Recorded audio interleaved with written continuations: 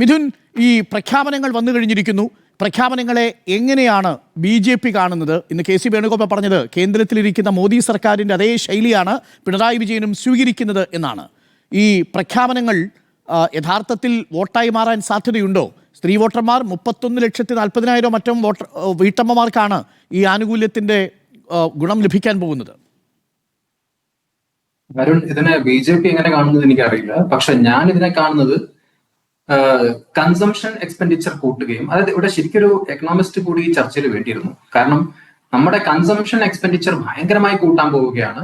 Capital എക്സ്പെൻഡിച്ചറിന് ഒരു പ്രാധാന്യമില്ലാത്ത ഒരു announcement ആണ്. അതായത് എവിടെ നിന്നാണ് ഈ ഫണ്ടുകളൊക്കെ വരിക എന്ന് നമുക്കൊന്നും അറിയില്ല. പക്ഷെ അലോക്കേഷൻസ് നടന്നുകൊണ്ടിരിക്കുകയാണ്. അപ്പോ താങ്കൾ ഇപ്പൊ നേരത്തെ സൂചിപ്പിച്ച ഒരു കുടുംബത്തിന്റെ എക്സാമ്പിൾ ഉണ്ടല്ലോ, അതായത് അധിക വരുമാനത്തിന്റെ കണക്കൊക്കെ പറഞ്ഞു. അപ്പം അവിടെ താങ്കൾ മനസ്സിലാക്കേണ്ട കാര്യം, അതിൽ മുതുമുത്തശ്ശൻ മുതൽക്ക് ഇന്ന് ജനിച്ചു വീണ കുഞ്ഞ് വരെ കേരളത്തിൽ വരാൻ പോകുന്ന വലിയൊരു കടത്തിന്റെ ഒരു ഷെയർ ഹോൾഡറായി മാറുകയാണ്. എനിക്ക് തോന്നുന്നു ഷാഫി നേരത്തെ സൂചിപ്പിച്ചൊരു കാര്യം തന്നെയാണ്. അപ്പം എലക്ഷൻ സമയത്തെ രാഷ്ട്രീയ തന്ത്രങ്ങളെ കുറിച്ച് നമ്മളൊരു മാസ്റ്റർ ക്ലാസ് ഉണ്ടാക്കാൻ നോക്കുകയാണെങ്കിൽ അതിൽ നമുക്ക് എടുക്കാൻ പറ്റിയ ഏറ്റവും നല്ല എക്സാമ്പിൾ ആണ് ഇപ്പോഴത്തെ ഈ ഒരു അനൗൺസ്മെന്റ്. കാരണം ഈ ഒരു ടേം എടുത്താൽ പോലും അവർക്ക് കഴിഞ്ഞ 4.5 വർഷത്ത് തോന്നാത്ത കാര്യങ്ങളാണ് ഇപ്പൊ പെട്ടെന്ന് തോന്നിയത്.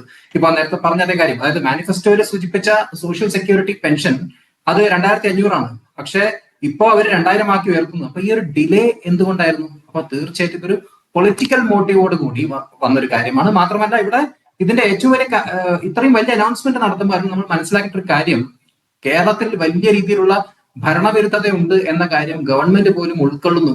അവരത് ആക്സെപ്റ്റ് ചെയ്യുന്നു. അവരത് അംഗീകരിച്ചുകൊണ്ട് ഒരു ഗിമ്മിക് അല്ലെങ്കിൽ ഒരു വലിയ ക്യാമ്പയിൻ നടത്താൻ പോവുകയാണ്. അപ്പം അതിന്റെ എനിക്ക് ഈ ഒരു ചർച്ചയിൽ ശ്രീ അരുൺകുമാർ CPM-ന്റെ, അതായത് ഒരു പ്രധാനപ്പെട്ട വ്യക്തിയാണ് അദ്ദേഹം. എന്താ പറയാ, ഒരു പക്ഷേ ചാനൽ ചർച്ചകളിലൂടെ വന്നിട്ട് CPM-ന്റെ മുഖമായി മാറിയ ഒരാളാണ്.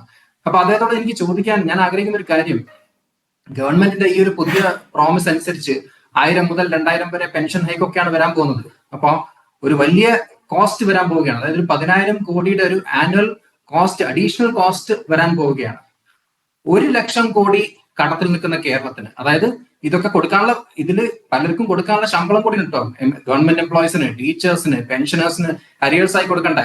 അപ്പൊ ക്യാപിറ്റൽ എക്സ്പെൻഡിച്ചറിന് ഒരു പ്രാധാന്യം കൊടുക്കാതെ നിങ്ങൾ ഇങ്ങനെ ഒരു അനൗൺസ്മെന്റ് നടത്തുമ്പോൾ ഈ ഇരിക്കുന്ന കട എങ്ങനെ തീർക്കാൻ പോകുന്നു, അല്ലെങ്കിൽ ഓൾറെഡി ഉള്ള പേ ഔട്ട്സ് എങ്ങനെ നടത്താൻ പോകുന്നു, പെൻഡിങ് ആയിട്ടുള്ള പേ ഔട്ട്സ് എങ്ങനെ നടത്താൻ പോകുന്നു, അത് നടത്തി കഴിഞ്ഞിട്ടാണോ ഇത് കൊണ്ടുവരാൻ പോകുന്നത്, അതോ ഇത് കൊണ്ടുവന്നിട്ട് അതിനെ കൂടെ ഇക്വേറ്റ് ചെയ്യാൻ പോകുന്ന രീതിയിലാണോ ഇതിനെ കൊണ്ടുവരുന്നത്? അപ്പം നമുക്ക് അതിൽ ക്ലാരിറ്റി ഒന്നുമില്ല. പ്രത്യേകിച്ച് ഇവര് പറയുന്നു ഈ പറഞ്ഞ പോലെ എന്താ പറയുക, ഡിയർനെസ് അലവൻസ്, ഇതിലും ഈ കാര്യങ്ങളൊക്കെയാണ്. അപ്പൊ ഡിയർനെസ് അലവൻസിൽ നമ്മൾ നോക്കുകയാണെങ്കിൽ എത്രയോ കാലമായിട്ട് പെൻഡിങ് ആണ്. അപ്പൊ അവര് പേ റിവിഷൻ കൊണ്ടുവരുന്നു, പേ കമ്മീഷന്റെ അരിയേഴ്സ് ഒക്കെ എന്താ മെർജ് ചെയ്യാൻ പോവുകയാണെന്ന കാര്യങ്ങളൊക്കെ ഞാൻ കണ്ടു.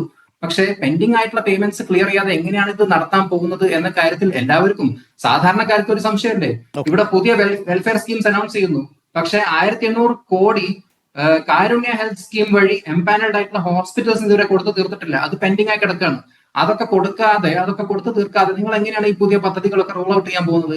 അപ്പൊ ഇത് വെറും ഒരു എലക്ഷൻ ഫോക്കസ്ഡ് ആയിട്ടുള്ള, ആളുകളുടെ കണ്ണിൽ പൊടിയിടാൻ വേണ്ടിയിട്ട് മാത്രമുള്ള ഒരു അതാണ് ഒരു ഇലക്ഷൻ തന്ത്രമായിട്ട് തന്നെയാണ് താങ്കളും അതിനെ കാണുന്നത്.